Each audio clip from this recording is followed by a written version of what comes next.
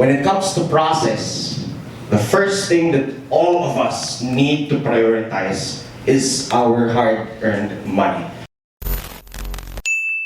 At the end of the day, it's just two things. Alright, it's just clarity with your process, as well as following your process. There's market edge on the right hand, and there's your edge against yourself on the left. Those are the only two things. If you break it down, it will be a lot. Okay, under following a process, developing your edge against yourself, there will be a couple of things like discipline, patience. Okay, following your trading plans, getting rid of emotions. But at the end of the day, it's just these two. Kailangan clear yung process nyo, sundin yung process nyo. Tapos, that's pretty much what we all need to do as traders. Now, most of the problems come from either of these two. Either hindi clear sa atin yung proseso natin, kaya when we have to make decisions, hindi tugma sa objectives natin as traders.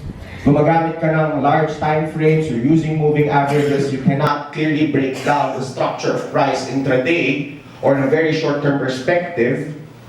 That's why you're having a hard time when you're trying to do swing trading or day trading. Because your mind, the structure of what you're trying to do is set on something that is totally different, such as trend following and position trading.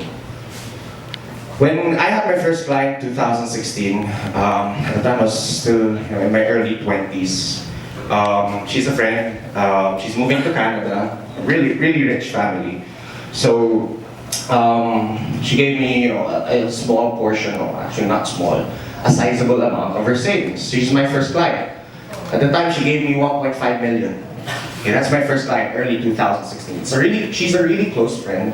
And one of the things that I told her was, obviously, I laid down everything. Okay, this is what I'll be doing. This is how I'll be managing my risk, etc., etc. The first problem that I always thought about was, paano ko matalo?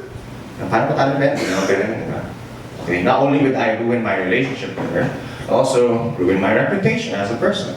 And it would obviously create something that would destroy my psyche as a trader. So one of the first things that I told myself that I will be doing with that money is I'll make sure, okay, that I will protect the money. In that regard, I will protect the capital. When it comes to process, the first thing that all of us need to prioritize is our hard-earned money.